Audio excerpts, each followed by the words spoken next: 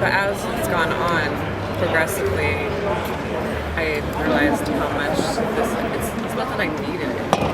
It's that I love it and I want it. And that's what gets me out of bed. And there was other opportunities that came up after I settled my lawsuit with Disney. And I had to weigh those of like what was more important. And I just realized like waking up to have this fight was more important than this opportunity. And once I started weighing those things, I realized this is how badly I wanted it. And I think that I wouldn't be pushing myself so hard unless I had this. And I'm pushing myself like this is not an easy deal, right? Like I've come a long ways. But to push yourself so deep and so hard is such a blessing. I know they say fighters are never really retired and there's always a chance, but you've been away for a little while. There we go. You've been away for quite a while. Was there ever a moment in the gym, maybe in the earlier days when you're at Syndicate or whatever, late at night, and you're thinking, fucking hell, this is harder than I thought it was going to be, maybe I shouldn't have come back? Or was it the moment you started, you knew like, oh my God, I'm back and I wanted to be back? Oh no, there's been the ups and downs, but then I had a conversation with my mom, and she said, baby, like, look, if you're gonna do this, don't look back. And from that conversation on, I'm like, I'm doing this, I'm committed to this, and the contract is signed. Once that contract's signed, you're full on in it. And I think that was really good advice, like do it. And when you commit full-heartedly like that, it changes your mindset. You can't have one foot, out the door, like, oh, maybe another opportunity will come. No, there's no opportunities right now. The fight is the only thing. And once that mindset clicked, it's beautiful. It feels like the level of athletes and then the skill level we see in MMA has grown a lot since 2009. Have you felt a change or a difference in the training? Like coaches really push you in different ways than they did back when you were more active in your career? Actually, I find that it's smarter. It's smarter training because we used to go into the gym and just beat the living hell out of each other. Now it's smarter. There's like recovery. It's just a smarter sport now than when I came up and we just destroyed ourselves. And they lock me in like the sauna trying to make weight, and I'm like, I'm gonna die.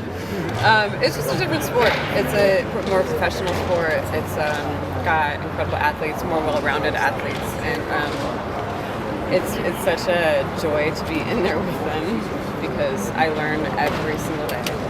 And the mixed martial arts community have embraced me, which is really special. I worked all my life.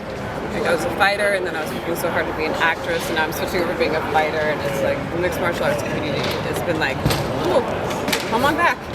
And I think that's been really special. Speaking, you mentioned the settlement with Disney. On the acting side, have you thought a little bit about where we might see you next in certain projects, whether returning to different roles, trying something new? What's the status on that front? Yeah, I mean, obviously storytelling, I think for me, is one of the most powerful tools. And kind of like in fighting, like I feel like I have very unfinished business there. So we'll get through this fight, and then we'll see what's on the other side. I'm very much into the creative space. I have my dreams of like what I want to do. I'd love to direct, and so. But I'll get to this fight, and then I'll attack that next beast. But the Disney settlement, everything went. It was a nice closure to a really bad situation, and I'm grateful for that. And now I get to reclaim my body. I get to have an epic, legendary fight, and after that, I get to go on to the next adventure. Gina, so DC is currently casting a new Wonder Woman. A lot of fan casting really loves you for Wonder Woman. I mean, are you interested in that? I don't know. I think they're probably going to go a bit younger. But I mean, it's always a compliment. Super compliment. Everybody's like, oh, Wonder Woman. I'm like, thank you. But I think that time might have passed. I think that. Speaking of your training, strength training, and even the phrase strong is beautiful was not something that was commonplace before you and Ronda really made that acceptable. Do you feel yourself as a source of inspiration, not just for fighters, but for people, women particularly? Your strength training is part of its transformative benefits? I think that when you wake up in the morning and you go through that door, and it's hard, and you're inspired that you did it, and you're happy that you did it, that's inspiration. I also feel like, for women, I think people like to put you out to pasture a little bit too early. There's some sort of freaking golden girls already, you know, and it's just like, I think that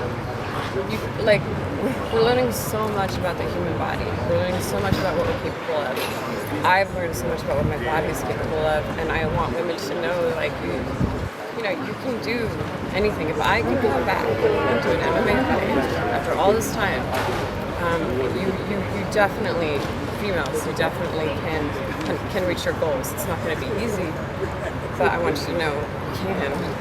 So, Gina, what does success look like for you, right? Because just getting back from where you were to getting in the cage is a massive success. But Ronda's very good, and we've seen her catch people in 10 seconds, 13 seconds, stuff like that before.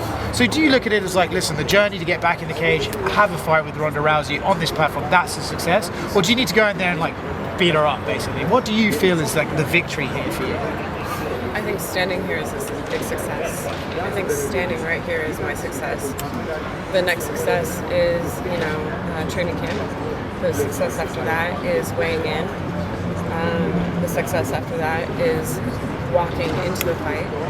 The success after that is fighting. And the ultimate success is coming out of that. How unexcited are you to cut weight or make weight for the first time in however long? The interesting thing is I'm like in a better position than I ever was this far out. I've been taking it extremely serious. I was a little bit, so in my 20s it was like a little bit harder, so I'm a lot healthier in my mind and my spirit and more grounded now. So I'm sitting in a good place, let's say, for the weight.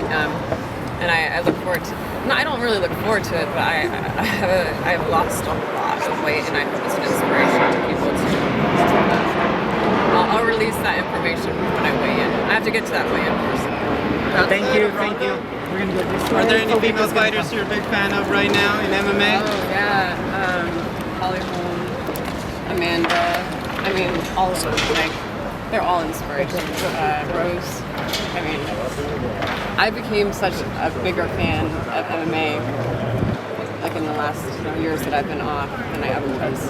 So, Thanks, Jane. the women are amazing.